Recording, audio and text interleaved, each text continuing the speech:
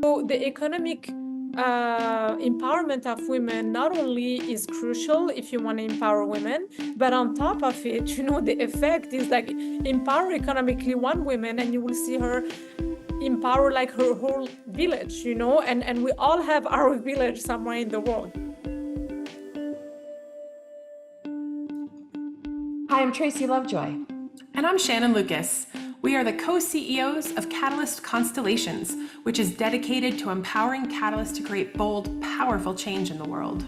This is our podcast, Move Fast, Break Shit, Burnout, where we speak with Catalyst executives about ways to successfully lead transformation in large organizations.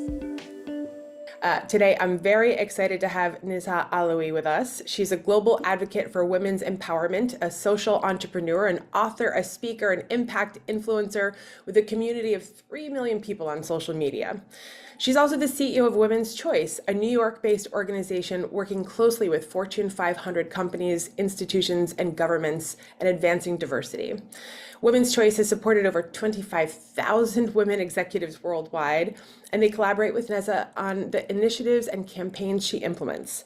She was recently highlighted in MasterCard's legacy book among 25 most visionary global women. And as an author, she's written and published Be a Leader, a book on the 12 fundamental values of leadership. Welcome. So glad to have you here today. Hello, Shannon. So great to have you and feeling that I'm part of the Catalyst Constellations movement. Excellent. We're thrilled to have you. All right. So I read a quick piece of your bio, but we'd love to hear in your own words your catalytic journey, maybe sharing a few career highlights that you're proud of that also help us see your catalytic nature. Sure. Well, I call myself a social entrepreneur above anything because I worked for the United Nations for 2 years, where I've built my expertise into working and developing social programs, and then decided to launch my own organization, which is not a nonprofit organization. So I do have nonprofit organization that runs some programs in Morocco, but Women's Choice is an organization that works with the private sector, the governments, institutions, like in the middle as a bridge. Cannot be a nonprofit because it would have to be located and focused in one specific country. When you have that global ambition, you need to be set as a company.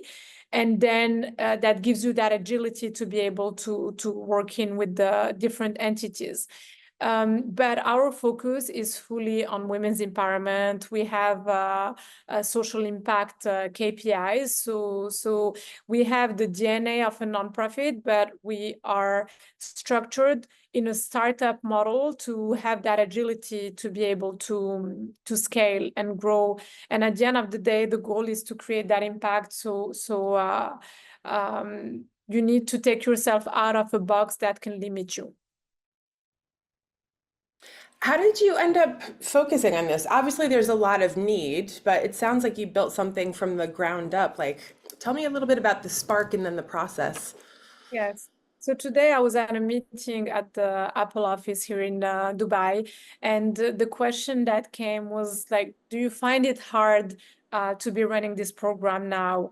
And I always smile when I get asked that question, because when I started 13 years ago, hell, that was hard. There was nothing such as a diversity and inclusion department. Yeah. There was nothing as corporate social responsibility departments. And it was, the private sector was focused on generating revenues. And then you had those institutions like the United Nations and others that were doing their work, but there was no bridge between them. So on how did I start doing this? So back then in 2013, 2014, after having worked for the United Nations, I really understood the importance of women within society. Because when I worked on some projects in underserved communities in Haiti, in Africa, I would see how these women when you empower them economically, are always giving back to their community. They will spend their money taking care of their elder family members, of educating their children, of vaccinating their kids, of having the capacity to move out from gender-based violence situation. So the economic empowerment of women not only is crucial if you want to empower women, but on top of it, you know, the effect is like empower economically one woman and you will see her empower like her whole village, you know, and we all have our village somewhere in the world. You know, I worked with women in New York, and that's what we have as women. Is we, you know, that the money will go back to her family and to her community. So for me, it was just, you know, like a very simple and obvious equation. And you're not, by empowering women, you're not dividing or not, you know, like empowering men. You are working on the matters of the next generations. Yes. And also, when I was in New York, I was really saying that women are mothers of the next generation, and it doesn't mean that they have a child at home. That's right. They are the mentors, they are the catalyst of, you know, like society. So I had that clear vision because I was blessed to be able to see it on the field. And I came back just thinking, okay, this is where I'm going to focus. And we need to work with corporations, governments, and institutions to be able to do it. And then in 2015, there was the Sustainable Development Goals with the Agenda 2030 that came out. There were other initiatives like that before, you know, at the United Nations that didn't really go through. But this one was unique because it had that same vision of involving the private public sector. So I was one of the first one to really embed myself in that strategy, be active in New York at the United Nations and so on, and start going and knocking at the doors of these big corporations, pitching them what we're doing today with much more, you know, like easiness. But even back then, we would, you know, build pilots that sometimes were self-financed and find ways, as long as I was finding myself to able to pay myself and my teams, not even on a project base, but, you know, like on a yearly base, you know, that we're not dying, we're continuing to build ourselves, just like a lot of startups that, for instance, are building a community and so on, and bootstrapping to get there. So I was kind of bootstrapping myself, my way up. And then, of course, with over the years, you know, the doors were opening more and more in that sense. Amazing. Okay, so for me, that definitely sounds like you're a catalyst, but I would love to understand how you relate to the concept of catalyst and how that supported you on this amazing journey. Well, definitely, I do consider myself a catalyst, and a catalyst it's a mindset. You know, it's that mindset of creating change while embarking others with you. And so the partnership component, which is an important piece in what I'm achieving today, was always very present in my way of doing things. Okay, so you start small, but you are not small if you have that ability to think of, okay, I can be part of something greater. I can embark with me some bigger people. And so I always had that spirit because I would say initially, out of my generosity, I don't like to walk alone. I like, you know, like to be surrounded by others. I think it's much more fun if we're trying to do it, but it takes a leader. You know, at the beginning of it, you know, it takes a leader to do the hard work, because just take the example of, I don't know, creating a conference, you know, and bringing the top people all in the same room and having a conversation. But someone needs to find the venue, to, you know, invite everyone, to get the budget, to get this, to get that. So that's the leadership part of a catalyst. And I think we can all do it. We can all, if we're ready to do the hard work of being that one person that gathers everyone around that change that we want to create, then everyone can do it. But most often, people don't want to be the one doing the hard work. Everyone wants to come as a speaker. Everyone loves being not like a guest, but having to do the hard work of initiating the initiative is not given to everyone. When you look back through your life, do you see other catalytic things that you've done, like where the research is like, is it nature or nurture? Like, what are there early examples of you being a catalyst in your life? Yes, at a very, very early age. I remember myself at the age of 7 years old. We lived in Morocco. I grew up in the capital of Morocco. I was going to a private French school. And on the weekends, my father worked at the government, but he had a passion of agriculture. So we had a farm. And I was spending my weekends playing in our farm with the children of underserved communities that were working. The parents were working in the farm at more, like of a lower stage. So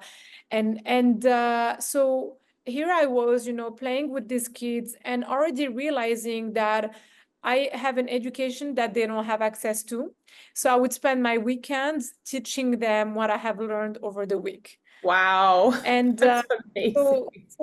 so you get the thing. It's really like it's a spirit, it's Right. when you have it, and you don't need to have millions, to share with others. That's right. Anything, experience and knowledge, anything is something that you can share with others and help them grow. That's such a cool example. Thanks for sharing that. I want to pick apart because what you talk about, it's like the public-private partnerships, the intersection of like the institutions, the government, and business. Those are all very unique cultures with different speeds and different languages. And I'm wondering if you have advice. And I think for society, it's critical, like your point to the SDGs, that we're bringing everyone to the table so that we can bring everyone along on the journey. So I'm just wondering, sounds like you might have some superpowers around convening those. What can you share with us? Yeah, so it really took me 10 years of experience to crack the code with each one. And I think it's very important to approach it with a lot of humility and not to get stubborn in thinking, okay, but they're wrong. They should be doing these things with us and everything. You're stating the obvious there. Of course, like in an ideal world, they would be collaborating, and they would be collaborating with amazing, smaller startups, organizations that have much more innovation to bring, much more passion.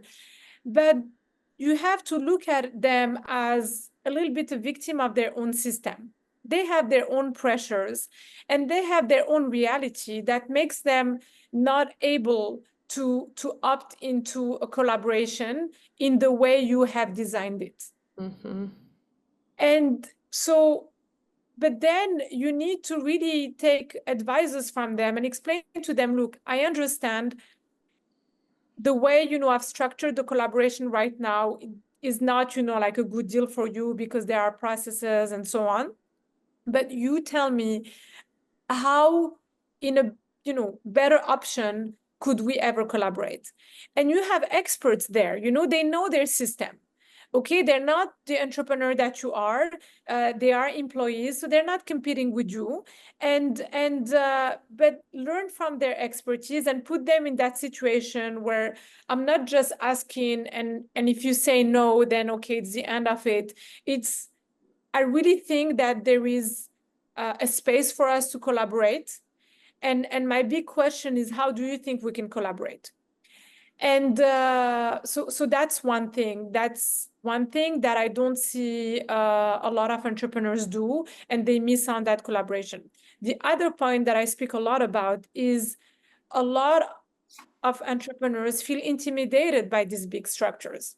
So they don't even try to collaborate with them because they think, oh my God, it's never going to happen, and so on. And you have to understand that over the past 10 years, things have changed tremendously, that now these big corporations, these governments, institutions are open to build on collaborations with small entity where they would have never thought of ever collaborating with, like in another world. And so they are keen and open for that type of collaboration. Contact them on LinkedIn, contact them by email, be very concise and precise on what you want from them, and don't scare them, don't, like ask them for the big thing, talk about, like building synergies. These are terms that are not scary, because also they have so many processes that just, if you're telling them, okay, I want to meet you for this reason and that reason, if they just write to you an email saying yes, it's an email that you can take to court and say, yeah, but they said yes, like to this. So make sure that that outreach email is really built on synergies, and everything is gonna be discussed over an open conversation. So these are the three. Don't be intimidated, and aim for it. Don't scare them. And then once you're there, really learn that person knows the culture of the company, of the government. And even though, okay, these big corporations have a certain model, and the governments have a certain model, and so are the institutions, but within those big companies, it's so different from one to another. And so every time you go in, okay, you know that they have processes. Don't go to negotiate something today for like 3 weeks from now. Have these conversations in September, telling them, look, I would love to do something with you in 2025, like in the next year. And then they understand that I'm dealing with someone who understands us. You understand? The problem with entrepreneurs is that they come out as non-professional. They think, that things can happen overnight. They think, that these people, like have like a magic wand, and they have the power to turn things overnight. No, they don't have, that power. They have less power than an entrepreneur. So you need to understand that and deal with it. And I just have to call out, it seems like you've created an amazing network of mentors to help some of the social entrepreneurs. Because to your point, if you've never worked in a large organization or government, even as you hear the very sage wisdom that you just said, it's another thing to actually understand the depth of complexity and potentially the slowness or the different speeds. So I think it's amazing that you're bringing out mentors to help social entrepreneurs with that. Exactly. So the thing is, so we have several programs that we run with these different companies, but there is one that is very dear to my heart. It's called Impact Her, and it's in partnership with the MasterCard and a women leader, Amna Ajmal, that is a catalyst. Yes. that supports that program. And so I built that program by going to UN Women and telling them, look, 13 years forward after having worked with the United Nations, I just realized that the United Nations is competing with women social entrepreneurs. Because what happens is the United Nations will act on like very low income beneficiaries. Okay, then you have these social entrepreneurs that are educated people that went to top universities and that want to have their own impact. And here they are, completely not supported by the big institutions. The big institutions are doing the same work than them. They're smaller and they don't have the structure and so on. So I said, we really should build a program that will help these women social entrepreneurs be able to each build a program to impact 1,000 women and so on. So through these conversations with UN Women, I started building the program, also looking into them, their own kind of like restriction of what does impact looks like. And for them, okay, if you're saying that these women are going to impact 1,000 women, it's not by inspiring 1,000 women. It needs to be revenue generation, employment, revenue generation.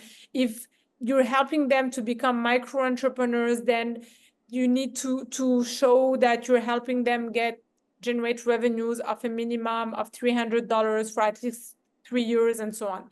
So these conversations were good because it gave me the tough kind of like spectrum of like what I need to be able to achieve in this program for it to be recognized by the big guys, okay?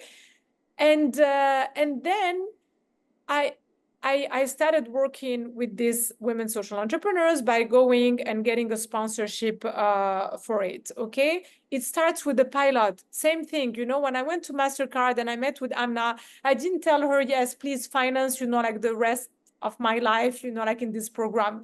It's okay. Can you help me finance, you know, the incubation of the program with the pilot of a first cohort? And that's how we started. So you need to be able to start small, even if you have a big vision. And then after, you know, like we did it, we had the first cohort graduate, we had the report, we had this, and that's when I asked for phase 2. And but what I wanted to say is that these women social entrepreneurs, what I have been seeing in all of them and where we really help them being more concise is that they all come with an amazing vision. And so when they try to go and get funding, they share their vision, but no one is going to fund a vision. They will fund a program.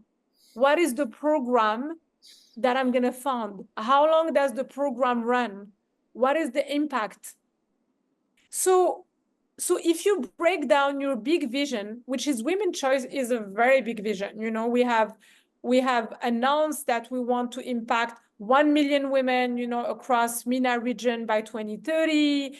And so it's not that I am scaling down my ambition, but how do you impact 1 million women? It's not one player that is going to pay for all of it. You break it down into many, many, many programs. You build many, many partnerships. So today we're running 6 programs at the same time, and each one of these programs, one is impacting 10,000 women until 2030. The other one, you know, like is 100,000. Another one. Now we got to one with a telco in Africa that should have a reach of 1 million just on its own, because the telco has the reach of that 1 million women that we want to. So, but it didn't start like that, you know? You need to have the big vision, narrow it down, start somewhere, and then that one thing leads you to another one. And maybe by 2030, with all the programs that we have developed, we'll end up empowering 10 million women. So cool. But you understand it needs to start small and yeah, to have your proof of concept. It's so important. In our class, the whole first week is talking about getting clear on your vision. And we talk about, like, if you have sort of murky intentions, you're going to get murky outcomes. But for Catalyst, it's even though we can see our vision sometimes, it can be really hard for us to get down to you know, the brass tacks, like you're saying. Like, I loved the clarity of $300 a year for 3 years impacting this many women. Do you have advice for people who are just like, I have this big vision about what I want to change in the world and how to get it down to, here's the first step, or, you know, that's the first vision that I'm going to actuate? Yes. So first of all, people defend their big vision because they think that when you ask them to be more pragmatic, you're asking them to give up on their big vision. And I'm the living example of I never gave up on my big vision. And I had my big vision 13 years ago, where it was so hard to be in this space of what I'm trying to do. But you need, when you're speaking to, because at the end of the day, you need to get the money, you need to get the partnerships to be able to achieve any piece of that vision. So and if someone wants to pay 1% of your vision, you need to structure it with, you know, like, okay, what is that 1% looks like, and how do I deliver it? And you have to understand that 100 times 1% is 100%. 100 times 0%, right, is not taken anywhere. So you need to achieve that 1%. If you achieve that 1%, you learn from it, and then you scale from there. And it really took me a long time to get there as well, okay? Because it's not easy, and we need to understand in the conscious and subconscious of these visionaries where there is that fear to give up on that big dream. But it's not about giving up on that big dream. It's just structuring things and being okay with someone paying 1%, you know. And it's not like I'm gonna find that, you know, like partner that is gonna pay 100% of my vision or nothing. Well, the risks are that it's gonna be nothing for a long time. So you need to be okay with 1%. You need to be okay with 2%, and then guess what? Once you have 5 partners that are, you know, giving you like 2%, 3%, this, that, you might find the partner that will give you 50% after, and the partner that will give you 100%. But it needs to start somewhere. It doesn't mean, again, that you're gonna micro boost your program from A to Z. With Amna, we started with the program that was maybe acting on 1%, and then we delivered it. Then, you know, like we went into a bigger vision of like 5%. And then through Amna and MasterCard and what we have done, then she connected us and referred us to that big telco that have another reach of 1 million with whom we're developing. Would I have ever had the access to that telco and able to work for them if I hadn't done and achieved the 1% and having had, you know, that great introduction with reference? And it wasn't signed by just the introduction. You understand? Like, it's, I'm not set me up with them, but I had 6 months of negotiation where I had to prove to them and pull out the pilots of what I had done and this and that. I had to go through, but I had tangible results that I had already achieved. Super smart, totally. I think the getting the data points, and then also, you know, talking about how to position the data points to a new set of listeners or potential sponsors. This is a fascinating conversation. So I want to just double click on one thing, because you brought up something that's so true for the catalyst, which is we have this big vision, audacious, whatever it is. Your advice is like spot on. It's like, where do you start to get your first data points? But there's also this part of like, sometimes the catalyst or whoever will lean too hard into what the first sponsor is asking for versus the vision. And I'm just wondering if you have any guidance for people to say, yeah, I'm not going to activate the whole vision now, but the thing that the customer is asking for is too far away from my vision. And so I don't want to waste my time there either. Well, you need to set your boundary. Okay, and your boundary needs to be large and not narrow. Okay, my boundary is if my partner told me, okay, we love the program, but we want it to be for men or multi-gender, then that was my boundary, because I have a brand that I'm building and an expertise and so on. It's not, and what I say all the time, it's not that my programs are not applicable to men. Guess what? Let me build it for women. And then I'll teach your team to do it, you know, like Nice. for men as well, with men. But I'm not going to dilute my brand. So that's my limit. But within that spectrum of one gender, there is a lot that I can do. If I give you just examples of what I'm doing now, I'm building a space for PepsiCo which is going to be a hub where we're going to have, you know, like daily activations for women. It's a space, okay, that is sponsored by them, and we're managing it at Women's Choice. I have that program for women social entrepreneurs that is happening digitally, because it's women from different countries. With the telco, we are building a mini app that will deliver the course within their app. So you have to have also that creativity within, you know, that one space. But if I was only selling one type of program delivery, then I'm becoming a school. And I'm not a school, okay? I am really an organization that works hand in hand with corporations to find agile solutions to their industry, to their, you know, like goals and so on. So you have to have that agility as well to be able to scale.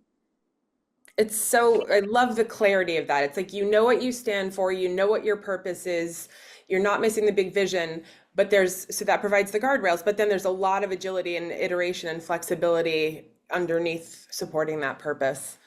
Yes. What have been some of the challenges that you've experienced as a Catalyst executive? And maybe share a story or two. Of course, yeah, I think what is at an early stage in my career, because, I'm so passionate and in the empowerment space, I was not properly surrounding myself with team members that were really going to add a value and be at the level of my ambition. I was a lot recruiting people that needed to be empowered, and I felt like I can help them and they're going to be part of this amazing mission. And of course, everyone wants to be part of this amazing mission. The question is like, how much are you willing, like to work hard to succeed it and so on. So that was really phase one of my mistakes. And I've learned it in 2018 when I went to a leadership and innovation course at Harvard Business School. And they put us in front of a board for 20 minutes and they said, okay, you need to identify and write down what is your mistake, like that mistake, that pattern that you have. And I promise you that at the beginning of the 20 minutes, like you don't have the answer. And, and they told us, like, of course, you're all here, at Harvard Business School. So it's not like, you're a loser, like you must have done something right in your life. And you're probably thinking, no, but I've learned from all my mistakes and they all took me where I am. But this is not the goal of this exercise, because like, if you want to get to the next level of your life mission, you really need to identify what is my biggest mistake. And so that was, and that really helped me from that point on to really question, who do I embark, like in that ecosystem that I'm building and so on. The second thing is, of course, revenue related, like things are slow. They're always, like slower than what we think they are. But then if you understand that and you're more in that anticipation of, okay, it takes 6 to 18 months sometimes to close a partnership, and you're not, like creating a business plan thinking, that in 3 months, like I'm going to have this, that, then you get more realistic over the time. And the third thing that, of course, like also I had to overcome with time is when you're building something that passionates you so much, you're also willing to do a lot, like without getting paid, and you're willing to do, like a lot because you're being paid by the impact you're doing, by living your passion every day. And you're like, as long as I'm not dying, then I'm succeeding and so on. And you also need to shift that mindset, but not at the early beginning. Okay. I don't like to see 28, 25-year-old, like, or people who decided to reinvent themselves at any time and age. And, like who right away want to get paid, the big check to do what they're doing. You need to build your credibility in a market. Sometimes you move from one market to another. I was in New York, I moved to Dubai, okay, and for 1 year, I was really getting paid whatever they wanted. Like I would come in and I would be like, look, this is what I want to do. What are you willing to pay? You understand? And I knew I wasn't diminishing myself or whatsoever. There is a reality to what they're willing to pay. And of course, they will tell you what they have as a budget and they're willing to spend right away. And then, of course, you understand that at least you can ask for 30% more because, because you gave it so open that, they probably thought, let me give them, 30% of what I'm willing to pay. But if they gave you a price, it's not that they're willing to pay 3 times more. So save yourself that time by just, like going in at the beginning and asking and saying, okay, what are you willing to pay? And, like, let me work out and see, if it's possible. And then make your delivery, it will push you to get your delivery at a more smarter, lean, like delivery process. Yes. Because, maybe you were thinking 100 and maybe they're willing to give 30, which means that in reality, they're giving 50. They're willing to give 50. Right. But question your delivery. If your delivery costs 100 for you to make profit, then guess what? This is the occasion for you to step in, learn, because there is always something to learn from the culture of all these companies. And then, make your product, a product that can get delivered at 30. It's such smart advice, and it's something that I think a lot of people who especially are stepping out of the corporate worlds forget, which is like how long it takes to close the deals, that you have to have the proof points like you were talking about earlier. You can't just come in and sell the big vision. It's like, let's carve out a little piece so I can demonstrate my value to you. So I think it's super smart advice. The one question you were talking earlier about, like, there's almost like the double-edged sword of being driven by your purpose, and you get so much out of it. So even if you're not at the early days getting the revenue, we talk a lot about burnout in the Catalyst world, because sometimes even when we could, from a revenue perspective, stop working as hard as we had been in the first couple of years, because we're so connected to our vision and it gives us such energy, we don't always stop and create the space. How do you create the space to recharge? Because obviously you're doing a million things in the world to create impact.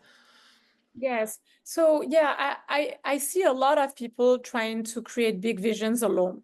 Okay. They don't even have an assistant.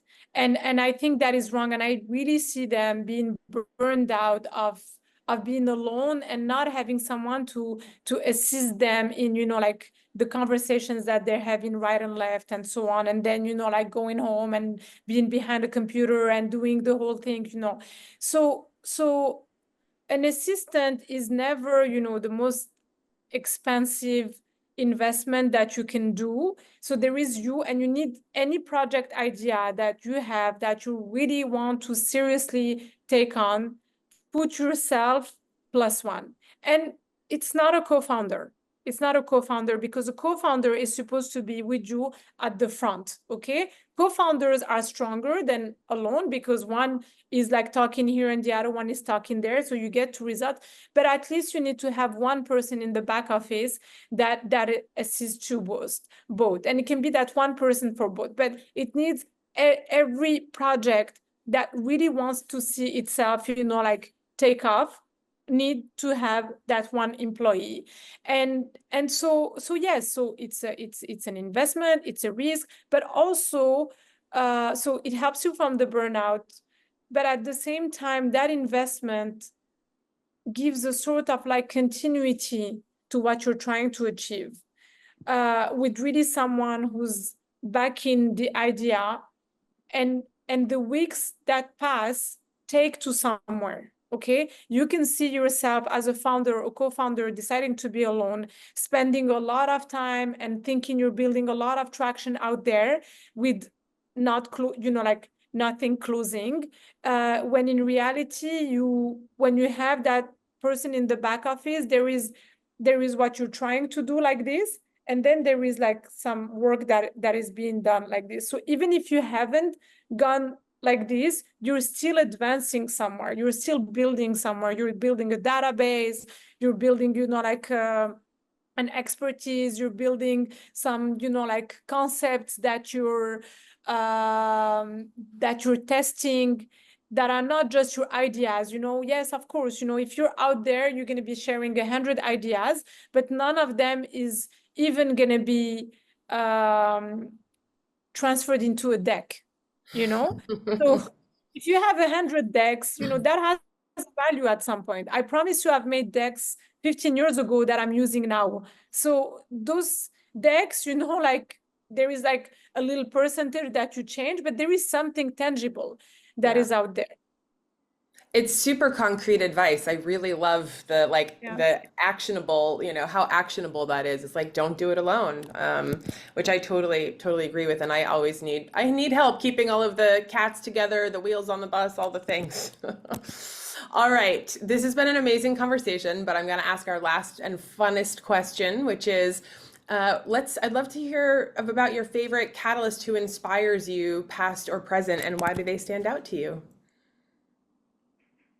Well, in terms of catalysts, I think if we're looking, so yes, I'm gonna talk to you about one in particular because I just watched her Netflix show, Martha Stewart, and I think when you watch it, so it's super, like relevant. Everyone can go and watch it on Netflix. You look at how she's been reinventing herself many times before finding out what her brand is, which is going to be Martha Stewart Living.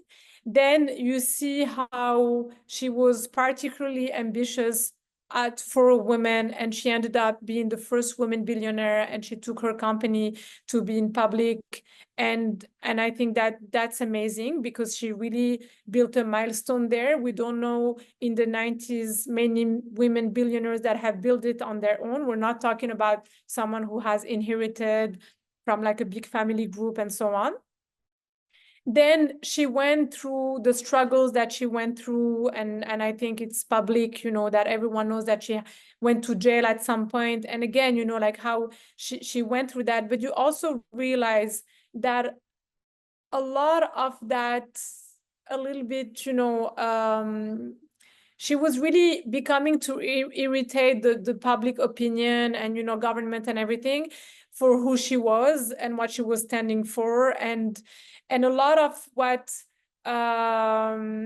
was thrown at her, in a negative way, it's really because she was a woman in that position and in her way, like of acting, whether, like with her employees, partners, or whatsoever, it was, if it was, a white man that was having that same attitude, we would just be looking at him as a mentor, thinking, my God, he's so strong, and so on. And so coming from a woman, it wasn't perceived in the same way.